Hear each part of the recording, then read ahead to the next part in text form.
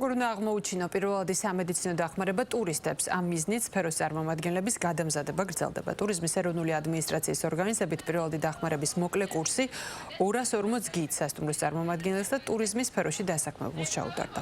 კურსი მოიცავს პირველად დახმარებას, კონკრეტულად კი გულის გაჩერების, სასუნთ გზებში უცხო სხეულის გადაცდენის, სისხლდენის და სხეულის დაზიანებების მიმართულებით სწორ მიდგომებს.